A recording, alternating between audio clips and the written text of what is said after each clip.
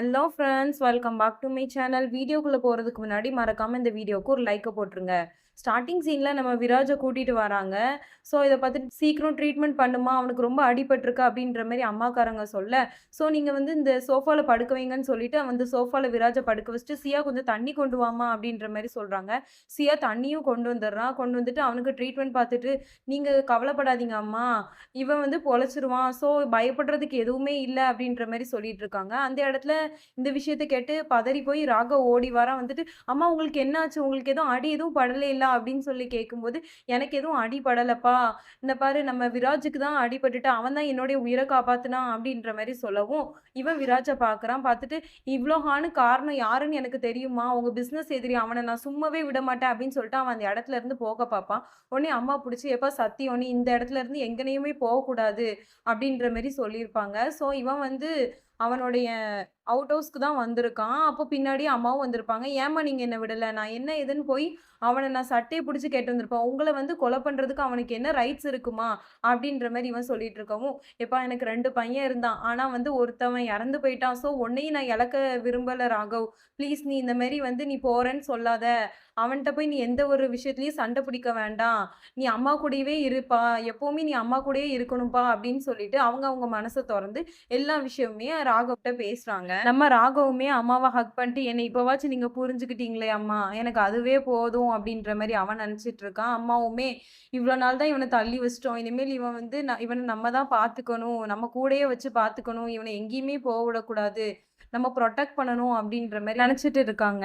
மறுநாள் மார்னிங் ஆகுது. நம்ம ஹீரோ பேக்கோட அப்படி வீட்டுக்கு வந்திருப்பான். ஸோ இத பார்த்துட்டு அங்க உள்ள எல்லாருமே சந்தோஷப்படுறாங்க. பட் நம்ம விராஜ் பையன் மட்டும், "நீ எப்படிடா இங்க வரலாம்?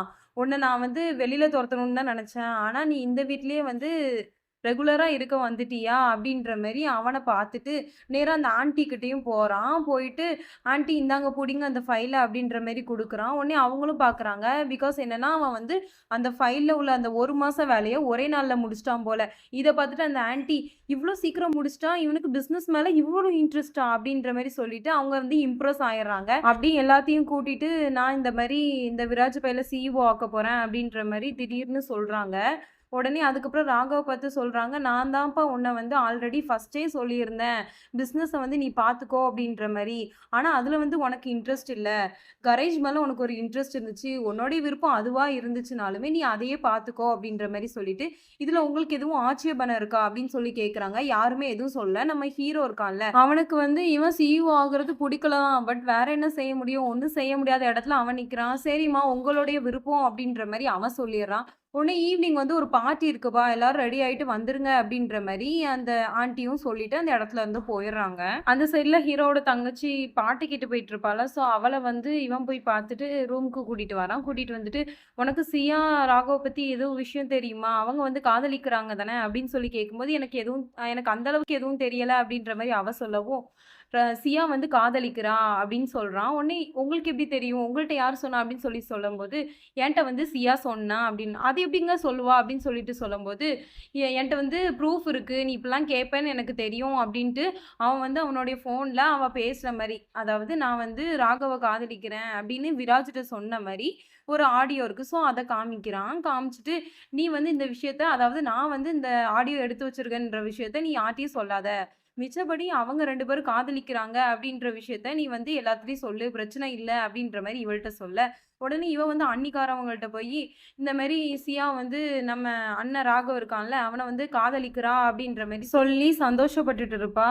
அப்போ அந்த இடத்துக்கு வந்து அம்மாக்காரவங்களும் வர, ஸோ இந்த விஷயத்த அவங்களுமே கேட்டுர்றாங்க. கேட்டுட்டும் கேட்காத மாரி நின்னுட்டுருப்பாங்க. இவ வந்து தயங்கிக்கிட்டே நேரா அவங்கள்ட்ட போயி, "அம்மா இந்த மாரி ராகவ் அண்ணனும், சியாவும் காதலிக்கிறாங்க." அப்படின்ற மாரி இவ சொல்லிருவா. உடனே அவங்களும் அந்த இடத்துல எதுவுமே சொல்லாம, எதுவும் ரியாக்ட் பண்ணாம போயிருவாங்க. அதுக்கப்புறம் இவ வந்து, "இப்ப இவங்க என்னதான் ரியாக்ட் பண்ணாங்க? எதுவுமே ரியாக்ட் பண்ணலையா? அப்ப இவங்க வந்து இவங்களுக்கு ஓகேவா இல்லையான்னே தெரியலையே." அப்படின்ற மாரி இவளும் அந்த இடத்துல சொல்லிட்டுருப்பா. இங்க நேரா நம்ம ராகவ தான் காட்டுறாங்க. அவன் ரொம்ப கன்ஃப்யூசன் ஆயி போய் இருக்கான். அந்த ஈவ்னிங் வந்து பார்ட்டிக்கு என்ன ட்ரெஸ் போடுறது அப்படின்ற மாரி, அந்த இடத்துல நம்ம சியா வந்து, "இந்த ட்ரெஸ் போடுங்க. இந்த ட்ரெஸ் நல்லாருக்கும்." அப்படின்ற மாரி அவனுக்கு ட்ரெஸ் எடுத்து குடுத்துட்டு இருப்பாளா, இதையும் அங்க வந்து அவங்க அம்மாக்காரவங்க பார்த்துட்டு, நம்ம பொண்ணு சொன்னது உண்மதான் போல.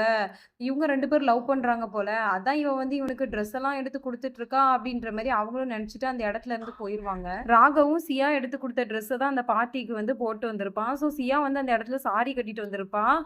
விராஜ் பையன் தன்னுடைய பொண்டாட்டிய ரசிச்சுட்டு இருப்பான். அந்த இடத்துல வந்து அந்த ஆன்ட்டியும் வந்து எல்லார் முன்னாடியும் அனௌன்ஸ் பண்றாங்க. இந்த மாரி என்னுடைய கம்பெனியோட சிஇஓ வந்து விராஜ் தான் அப்படின்ற மாரி சொல்றாங்க. உடனே விராஜ் அந்த இடத்துல இது மட்டும் இல்ல, நம்ம ராகவுக்கும், சியாவுக்கும் வந்து என்கேஜ்மெண்ட் ஆக போகுது கூடிய சீக்கிரம். அப்படின்னு சொல்லிட்டு அவங்க 2 பேர் கையும் கோர்த்து சேர்த்து வச்சிருப்பான். ஸோ இத பார்த்துட்டு ராகவுக்கு என்னமோ சந்தோஷமா தான் இருக்கும். ஆனா சியாக்கு வந்து சந்தோஷமா இருக்காது. நமக்கே இந்த இடத்துல தோணும், இந்த விராஜ் பையன் இப்படிலாம் பண்ண மாட்டானே, பொண்டாட்டி யாருக்குமே விட்டு குடுக்க மாட்டானே அப்படின்றது. இது வந்து நம்ம கன்டினியூஸா அடுத்து பார்த்தா தான் தெரியும். எதுக்காண்டி இவன் இப்படி பண்றான் அப்படின்றது. அப்புறம் அந்த பார்ட்டிக்கு வந்திருக்க எல்லாருமே, நீங்க வந்து டான்ஸ் பண்ணுங்க அப்படின்னு சொல்லிட்டு ராகவையும், சியாவையும் ஃபோர்ஸ் பண்ணிட்டு இருப்பாங்க. இத பார்த்துட்டு நம்ம சியாக்கு வந்து ஒரு மாரி இருக்கும். உடனே அவ வெளியில ஓடி போயிருவா. போயிட்டு அங்க இருந்துட்டு யோசிப்பா. நான் இத பண்றது தப்பு தான். நான் ராகவ்ட்ட ஃபர்ஸ்ட்டே எல்லாமே சொல்லியிருக்கணும். நான் தப்பு பண்ணிட்டேன். சரி நான் இந்த வீட்ட விட்டே போயிர்றேன் அப்படின்ற மாரி அவ முடிவெடுப்பா. அதுக்கப்புறம் இல்ல இனிமேல் இந்த வீட்ட விட்டு போனா வந்து எதுவும் சரியா இருக்காது. அப்படின்ற மாரி யோசிச்சுட்டு ராகவ்ட்ட நான் சொல்லியிருக்கணும். ஆனா இனிமேல் சொன்னாலும் என்ன பிரயோஜனம் இருக்கு? ஒரு பிரயோஜனமுமே கிடையாது அப்படின்ற மாரி அவ வந்து உள்ள வந்துட்டு இருப்பா. ஸோ இத பார்த்துட்டு ராகவ் வந்து, "நீ எதுக்கு இப்ப அழுதுட்டு இருக்க?" அப்படின்னு சொல்லி கேட்டுட்டு இருப்பான். "இல்ல ராகவ், எனக்கு வந்து உங்கள கல்யாணம் பண்ணி இருக்கிறதுக்கு விருப்பம் கிடையாது." அப்படின்ற மாரி சொல்லிருவா. பிகாஸ் ராகவ் வந்து இவள லவ் பண்றான். ஸோ அவன் வந்து ஹாப்பியா இருப்பான். இந்த ஒரு விஷயத்த கேட்டதுனால அவன் வந்து ரொம்பவே அவனுக்கு ரொம்ப ஷாக் ஆயிருது. அவன் மனசே அப்படியே உடைஞ்சு போய் நிக்கிறான். உடனே அங்க பார்ட்டில வந்தவங்க, உள்ளவங்க எல்லாருமே வந்துட்டு, "நீங்க வாங்க, நீங்க வந்து ஃபோட்டோக்கு போஸ் குடுங்க" அப்படின்ற மாரி சொல்லுவாங்க. ஆனா அவனுக்கு வந்து அவ்ளோ கஷ்டமா இருந்தாலுமே, தன்னுடைய மனசுக்குள்ள அவ்ளோ கஷ்டத்த அவன் வச்சிருப்பான். யாருக்கு தாங்க கஷ்டமா இருக்காது? நம்ம ஒருத்தவங்கள காதலிக்கிறோம். ஆனா அவங்க நம்மள காதலிக்கல அப்படின்னு விஷயம் ஃப்ராங்க்கா தெரிஞ்சதுக்கு அப்புறமே, அந்த இடத்துல ரொம்ப அவங்க உடைஞ்சு போயிருவாங்க. அதே மாரி தான் நம்ம ஹீரோ ராகவுமே அந்த இடத்துல ரொம்ப உடைஞ்சு போய் நிக்கிறான். ஃபோட்டோ போஸுமே அவன் வெளியில தான் சிரிக்கிறான். ஆனா மனசளவுல அவன் ரொம்ப கஷ்டப்பட்டு உடைஞ்சு அப்படி நின்னுட்டுருப்பான். ராகவும் அந்த இடத்துல இருந்து கார்டனுக்கு வந்திருப்பான். அவன் ரொம்ப அழுதுட்டே சியாவ பத்தி நெனச்சு பார்த்துட்டுருப்பான். அந்த இடத்துக்கு சியாவும் வந்துடுறான். வந்துட்டு, "ராகவ் சாரி ராகவ். நான் வந்து உங்கள அந்த கண்ணோட்டத்துல பார்க்கல." அப்படின்ற மாரி அவ சொல்லி எக்ஸ்ப்ளைன் பண்ண வருவா. உடனே பரவால்ல. யாருடைய மனசுல யார் இருக்கான்னு என்னங்க தெரியும்? கல்யாணம்ங்கிறது பெரிய விஷயம். அத வந்து நம்மள்ட்ட கேட்காமயே முடிவு பண்ணிட்டாங்க. ஸோ நான் வந்து புரிய வச்சுக்கிறேன். நான் பேசிக்கிறேன் அப்படின்ற மாரி அவன் சொல்லுவான். உடனே இவளுமே நான் உங்கள்ட்ட வந்து எப்படி பேச போறேன்னு தெரியாமயே இருந்தேன். ரொம்ப தேங்க்ஸ் ராகவ். நீங்க வந்து என்ன புரிஞ்சுகிட்டதுக்கு அப்படின்ற மாரி அவ சொல்லுவா. உடனே நீ எப்பவும் போலயே இரு அப்படின்ற மாரி அவனும் சொல்லுவான். அந்த இடத்துல மழை பெய்யும். உடனே நீங்க வாங்க மழை பெய்யுது அப்படின்ற மாரி சொல்லிட்டு அவளும் போயிருப்பான். இவன் அந்த மழையிலேயே உட்காந்துட்டு ரொம்ப அவன் ஃபீல் பண்ணி அவன் ரொம்ப அழுதுட்டு இருப்பான். இவ்ளோ நேரமே சியாக்கு தெரியாம தான் அதாவது அவன் அழுவுறது தெரியாம தான் இருக்கும். ஆனா இப்போ வந்து அவன் ரொம்பவே அழுதுட்டு இருப்பான். இதெல்லாம் இந்த விராஜ் பைய பார்த்துட்டு, "டேய் என்னுடைய பிளானே இதுதான்டா.